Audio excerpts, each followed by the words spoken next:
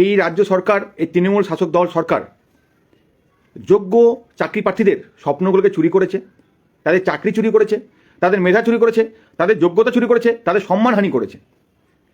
সামাজিকভাবে বা কতটা যোগ্য প্রার্থীদেরকে নিয়ে যে রাজনীতি করা হয় বা সামাজিকভাবে যোগ্য প্রার্থীরা কতটা মানসিক যন্ত্রণা রয়েছে, সেই জায়গা থেকে দিনের পর দিন তারা রাজপথে রয়েছে।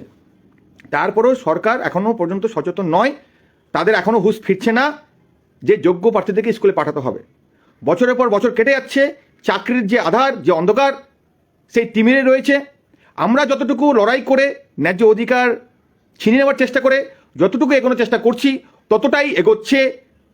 তার থেকে সরকারি সদিচ্ছার বলে একটা যে বিষয়, যে তৎপরতা, কোথাও না কোথাও আমরা তা কিন্তু এখনও সেই গতিধারা পর্যবেক্ষণ পরিলক্ষিত করতে পারছি না। পাশাপাশি কিছু আইনজীবী, কিছু ব্যক্তি, কিছু নেতা তারা যোগ্য প্রার্থীদের নিয়ে সুপ্ত রাজনীতিতে মগ্ন হয়েছেন।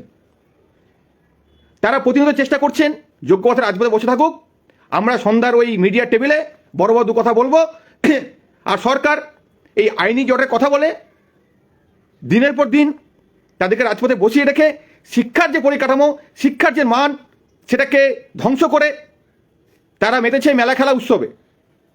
এই যে সুপ্ত রাজনীতির জায়গা, এক পক্ষে শাসক দল দড়ি টানাটানি করছে, না আমরা তো নিয়োগ করতে চাই, আইনি জটের ফলে করতে পারছি না। আবার অপরপক্ষে আইনজীবী বলুন, কিছু নেতা বলুন, আর কিছু চাকরি প্রার্থী যারা প্রতিনিয়ত এই বিনোদনে মেতেছে, মাতামাতিতে মেতেছে, যেন যোগ্য প্রার্থীদের নিয়োগ যাতে এইভাবেই একটা গড়িমসি পর্যায়ে থাকুক, তারা সমাধান চায় না। তারা ধর্মের নামে মামলা করেছে, সেই মামলা শুনানি চায় না, সেই মামলা নিষ্পত্তি চায় না, সেই মামলা একটা চূড়ান্ত রায় পর্যায়ে আসুক তা চায় না। কিন্তু সেই জায়গা থেকে আমাদেরকে সচেতন হতে হবে। আমাদের এই শিক্ষা ব্যবস্থা, যে সমাজ ব্যবস্থা, যে পরিকাঠামো, আমাদের সেই লড়াই করতে হবে। পশ্চিমবঙ্গ আবাসিক চাকরি প্রার্থী মঞ্চ সেই রাজপথের লড়াই, সেই আইনি লড়াই, যোগ্যতা স্কুলে যাওয়ার ন্যায্য অধিকার লড়াই, সে ধারাবাহিকতা বজায় রেখেছি, সেটা আমাদের বজায় আছে। এই আজ 30শে ডিসেম্বর আরেকটা বছর আমার জীবন থেকে চলে গেলেও লড়াই যে ধারাবাহিকতা, সেটা কিন্তু আমরা পূর্ণতা যেখানে যেখানে যেভাবে করার, যেখানে যেখানে ঐকান্তিক প্রচেষ্টা রাখার, সেই জায়গায় আমরা রেখেছি। নতুন বছর শুরুতেই 4ঠা জানুয়ারি আমাদের বৃহত্তর কর্মসূচি রয়েছে। তিলোত্তমায় আমরা বৃহত্তর জমায়েত করে এই আন্দোলনের গতিধারা বা এই 14 দলকে বুঝিয়ে দিতে পারি বা পারবো যে যোগ্যতা রাজপথে রয়েছে, তাদের অবিলম্বে নিয়োগ, তাদের কাউন্সিলিং এবং জয়নিংয়ের ধারাবাহিকতা বজায় রেখে, যাদের ফার্স্ট কাউন্সিলিং হয়ে গেছে তাদের অবিলম্বে অ্যাপয়েন্টমেন্ট জয়নিং করতে হবে। পাশাপাশি ফার্স্ট কাউন্সিল হয়ে যাওয়া একটা বৃহত্তর যে শূন্য পদ রয়েছে, সেই পদে মাল্টিপল র্যাঙ্কে ধরুন যে 2500 3000 অধিক সংখ্যক প্রার্থী ডাক পাবে, তাদেরকে অবিলম্বে সেকেন্ড কাউন্সিলিং করতে হবে। ধারাবাহিকভাবে first, second, third, fourth, fifth যে কাউন্সিলিং এবং জয়নিংয়ের যে প্রক্রিয়া, সেটা বজায় রাখতে হবে। তার জন্য 4ঠা জানুয়ারি আমরা রাজপথে আসছি। সে বিষয়ে মাহিদা রয়েছে, আনিসুর রয়েছে, বিস্তারিত বলবে। যে বিষয়টা বলা আইনি লড়াই, বিচারপতি আপনারা ইতিমধ্যে জেনেছেন, প্রাথমিক মামলায় 22শে ডিসেম্বর তিনি স্পষ্ট জানিয়ে দিয়েছেন তিনি আপার প্রাইমারি মামলার নিষ্পত্তি চান। তার জন্য আগামী 9 জানুয়ারি, 10 জানুয়ারি, 11 জানুয়ারি, প্রয়োজনে 12 জানুয়ারি যাদের মামলাকারী আইনজীবী, কমিশন আইনজীবী, আমাদের মঞ্চের আইনজীবীকে তিনি জানিয়েছেন যে আপনার প্রস্তুত থাকুন, আমরা এই ধারাবাহিক শুনানিটা সম্পন্ন করবেন। বিচারপতি যে জায়গা থেকে এগিয়েছে এই মামলা নিষ্পত্তি চাইছেন, আশা রেখে মামলাকারী আইনজীবীরাও উপস্থিত থাকবেন, কমিশনের আইনজীবী উদ্যোগে ভূমিকা পালন করবেন। আমাদের যিনি মঞ্চের আইনজীবী, আমরা কথা বলেছি, আমাদের আইনজীবী থাকবে। যোগ্যতা স্কুলে যাওয়ার যে ন্যায্য অধিকারের জায়গা, সে বিষয়ে তিনি আইনি লড়াই লড়বেন। কিন্তু আরেকটি বছর আমাদের জীবন থেকে চলে গেল, নতুন বছর আগমন। সেই জায়গায় ভাবুন শিক্ষা ব্যবস্থা কোন জায়গায় রয়েছে। আমি রাজনীতিক কথা ছেড়ে দিয়ে চাকরি নিয়োগ চাই ছাড়াও যে প্রসঙ্গটা বলার, গতকাল শিক্ষা দপ্তর নোটিশ করেছে আগামী 6 মাস 30শে জুন পর্যন্ত যে প্রাথমিক, উচ্চ প্রাথমিক, নবম দশম, একাদশ দ্বাদশ যে শিক্ষক নিয়োগের যে ট্রান্সফার উচ্চশ্রী পোর্টালের মাধ্যমে তা বন্ধ রাখার নির্দেশ জারি করেছে। তো এখানে একটা বিষয়, যখন উচ্চশ্রী ট্রান্সফার প্রকল্প শুরু হয়েছিল সেই সময় আমরা দেখেছি 14 মাসে 19,800 শিক্ষক শিক্ষিকা তারা বদলি হয়েছেন। আমাদের বর্তমান রাজ্যে মাধ্যমিক স্কুল রয়েছে 9,991টি, উচ্চ মাধ্যমিক স্কুল রয়েছে 6,723টি। এই যে ট্রান্সফার হলো, গ্রামে গ্রামে প্রচুর স্কুলে এখনও কিন্তু সেভাবে শিক্ষক নেই, যার জন্য স্কুলগুলো পড়াশোনা থেকে ঢুকছে। ছাত্র অনুপাতে বর্তমানে স্কুলগুলোতে সেভাবে শিক্ষক নেই।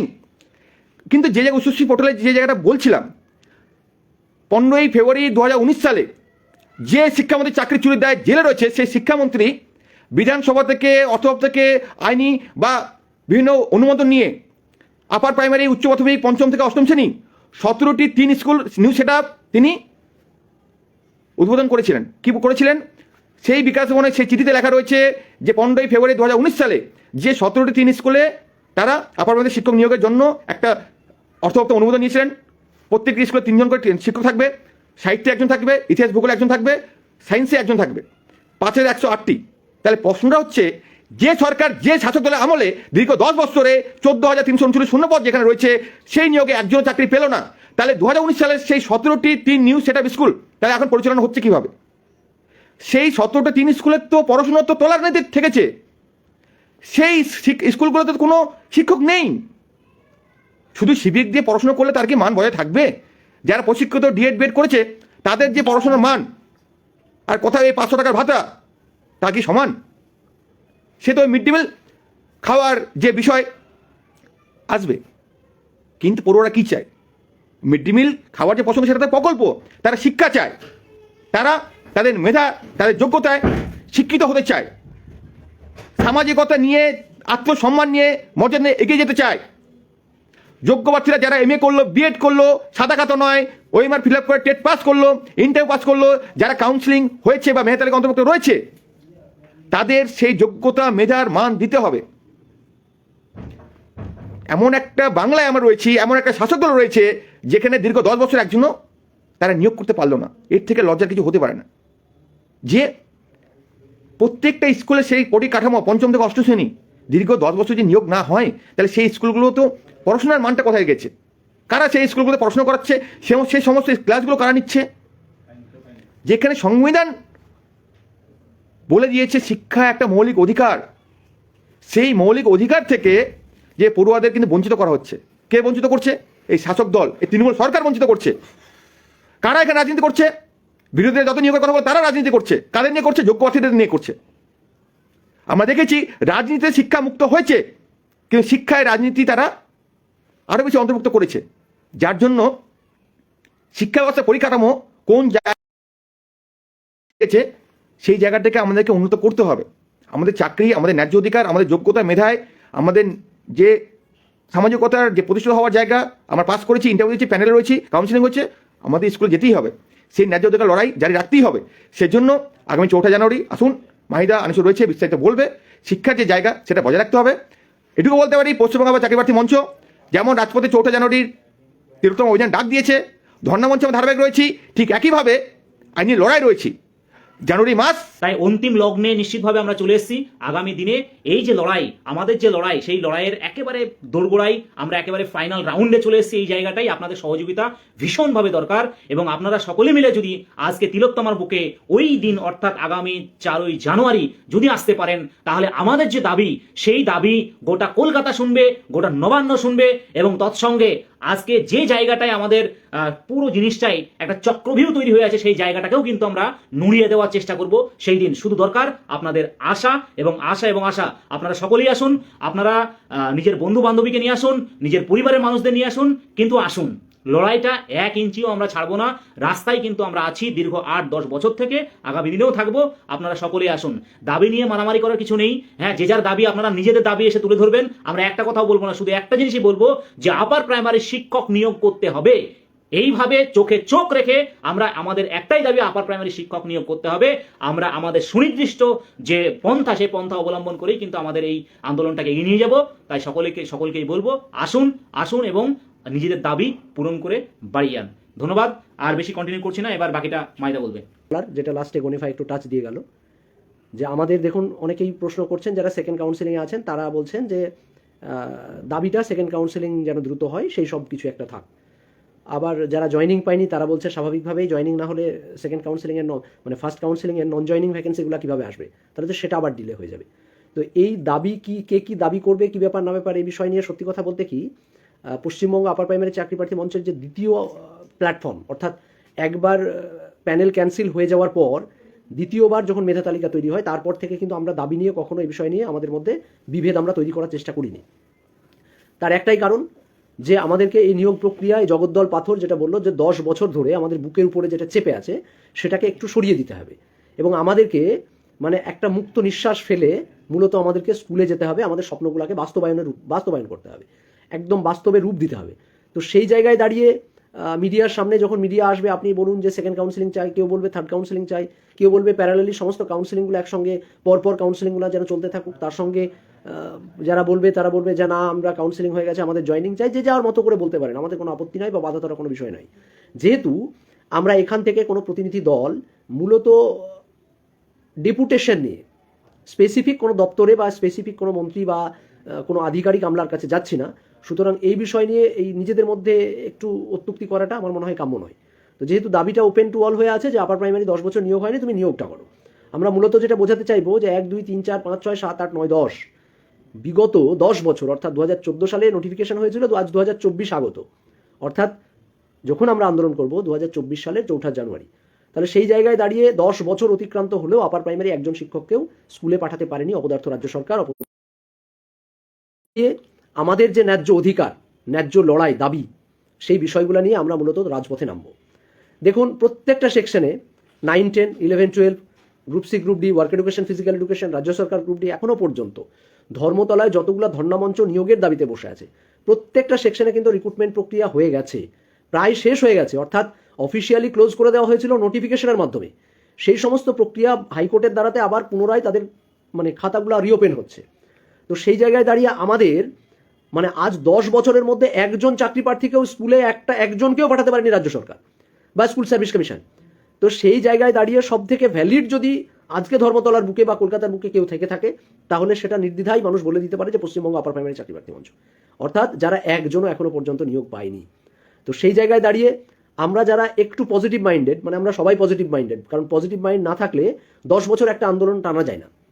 মানে যদি আমরা নেগেটিভ মাইন্ডেড হতাম প্রথম থেকে এই নিয়োগ আর হবে না, তাহলে আজকে আমরা এই জায়গায় মূলত ধাপে ধাপে নিয়োগ প্রক্রিয়াটাকে আজ এই জায়গায় নিয়ে আসতে পারতাম না। সুতরাং আমরা প্রত্যেকে পজিটিভ মাইন্ডেড। যাই বলছি যে সেই জায়গায় দাঁড়িয়ে আমরা আশা করছি যে 2024 সাল আমাদের জন্য শুভ হয়ে আসতে চলেছে বা আসতে পারে। সেই আশাটা রেখেই, যেহেতু এই জগদ্দল পাথরটাকে যতক্ষণ না ধাক্কা দিয়ে সরানো যাচ্ছে ততক্ষণ সরছে না, তাই এইটাকে ধাক্কা দিয়ে সরানোর জন্য আপনাকে আমাকেই আসতে হবে, এবং প্রয়োজনে একবার নয় 100 বার আসতে হবে। এখনো পর্যন্ত সুশান্ত আমরা সেদিন কথা বলছিলাম যে 137খানা আন্দোলন করেছি আমরা আপার প্রাইমারি ইতিহাসে, 2014 সাল থেকে স্টার্ট করে 23-এর লাস্ট পর্যন্ত সব মিলিয়ে প্রায় 137খানা, মানে ছোট ছোট ডেপুটেশন থেকে শুরু করে সব মিলিয়ে, এবং জেলা স্তরের যে কর্মসূচিগুলা। তো তাহলে এই 137খানা 38খানা আন্দোলনের ফল আজকে আপনি স্কুল পেয়েছেন। প্রয়োজনে আপনাকে আরও 10টা আন্দোলন করতে হতে পারে প্রত্যেকটা চাকরি প্রার্থীকে স্কুলে পাঠানোর জন্য। সুতরাং এই জায়গায় যদি আপনি পজিটিভ মাইন্ডেড না হন, তাহলে কিন্তু আপনি এই আন্দোলন দীর্ঘায়িত করতে পারবেন না। সুতরাং এই পজিটিভ মাইন্ড নিয়ে থাকুন যে আমরা স্কুলে যাব, আমরাই স্কুলে যাব, আজ না হোক 10 দিন পর আমরাই যাব। যারা এখনো পর্যন্ত এই নিয়োগ প্রক্রিয়ার অংশ নয় তারা যাবে না, খোলাখুলি বলে দিচ্ছি, তারা যাবে না। যারা এই নিয়োগ প্রক্রিয়ার অংশ তারা স্কুলে যাবে। তারপর কি হবে না হবে সেটা বিচারপতি খুব ভালোভাবে শুনছেন, শোনার পর উনি অর্ডার করবেন। সে বিষয়ে অত্যুক্তি করার মতো আমাদের অন্তত স্পর্ধা নেই। অন্য যারা ফেসবুক বাবা আছে অনেকে অনেক কিছু পোস্ট করতে পারে, আমরা পারি না এটা। তো সেই জায়গায় দাঁড়িয়ে বলছি যে আমরা আমাদের কর্মে বিশ্বাসী, আমরা আমাদের কাজটুকু সঠিকভাবে সঠিক ওয়েতে করতে চেষ্টা করব বা চেষ্টা করে যাচ্ছি আপনাদের সহযোগিতায়। বাকি যা প্রাপ্য আমাদের সেটা উপরওয়ালা বলেন বা আমাদের ভাগ্য বলেন বা আমাদের যাই বলুন না কেন, সে কি পাবো না পাবো, সেটা কি পাচ্ছি না পাচ্ছি, সেটা সময় পরিবেশ পরিস্থিতি আমাদেরকে দিচ্ছে। তো সেই জায়গায় দাঁড়িয়ে আমরা শুধুমাত্র চেষ্টা করে যেতে পারি, এবং সেই চেষ্টাটা নিষ্ঠার সঙ্গে, অর্থাৎ পশ্চিমবঙ্গ আপার প্রাইমারি চাকরি প্রার্থী মঞ্চ এখনও নিষ্ঠার সঙ্গে যে লড়াইটা করে এসছে, আগামীতেও দুটো দাবি আপনাদেরকে প্রথম থেকে আমরা বলে আসছি। পশ্চিমবঙ্গ আপার প্রাইমারি চাকরি প্রার্থী মঞ্চের দুটো দাবি স্পেসিফিক এখনও বলছি, সেটা হলো যত দ্রুত সম্ভব নিয়োগ প্রক্রিয়াটাকে স্টার্ট করতে হবে, এক কথায় স্কুলে যাওয়ার প্রক্রিয়াটাকে শুরু করতে হবে। দ্বিতীয় হলো লাস্ট ওয়েটিং চাকরি প্রার্থীটা থাকা পর্যন্ত আমাদের আন্দোলন লড়াই চালিয়ে যেতে হবে, এবং আমরা লাস্ট ওয়েটিং চাকরি প্রার্থীটাকে স্কুলে দেখতে চাইছি। স্কুলে দেখব, তবে আমরা ক্ষান্ত হব। এই হলো আমাদের অঙ্গীকার। এই অঙ্গীকারের জায়গায় আমরা দায়বদ্ধ, একদম পরিষ্কার বলছি, আমরা দায়বদ্ধ। যার জন্য আমরা কিছুজন একদম মানে সর্বস্ব ত্যাগ করে দিয়ে আপনারা বলতে পারেন যে পরিবার পরিজন, বাড়ির রান্না করা মায়ের হাতের গরম খাবার সবকিছু আমরা ত্যাগ করে কিছুজন এই ধর্ণামঞ্চ প্লাস এই কৈখালির রুমে এসে পড়ে থাকে, শুধুমাত্র এই নিয়োগটাকে শেষ পর্যন্ত আমরা দেখতে চাই বলে। তাতে আমাদের যা খুশি হোক। তো সেই জায়গায় আপনাদের ন্যূনতম সহযোগিতা কাম্য। আপনাদেরকে বলছি না যে আপনাদের সপ্তাহে একদিন আসতেই হবে, প্রতি সপ্তাহে আপনি আসুন, কোচবিহার আলিপুরদুয়ার কোথায় আছেন আপনারা বুঝি না, ইত্যাদি ইত্যাদি আমরা বলতে চাইছি না। আমরা বলছি একটু ফেস্টিভ্যাল মুডে আসুন না, 4 তারিখে একটু কলকাতাটা অন্তত ঘুরে যান, শীতের আমেজটাই কলকাতা যে কত সুন্দর সেটা অন্তত একবার দেখে যান, যার জন্য অন্তত আপনি কলকাতায় একবার আসুন। অর্থাৎ 4 তারিখে আমরা রাজপথ খাওয়াবো, রাজপথ অবরুদ্ধ করব, আমরা তিলোত্তমাকে বা কলকাতাকে আবার নতুনভাবে জানান দেব যে আমরা লড়াইয়ে ছিলাম, আছি এবং শেষ পর্যন্ত পশ্চিমবঙ্গ আপার প্রাইমারি চাকরি প্রার্থী মঞ্চ লড়াইয়ে থাকবে। শেষ ওয়েটিং চাকরি প্রার্থীটা স্কুলে না যাওয়া পর্যন্ত আমরা লড়াইয়ে আছি।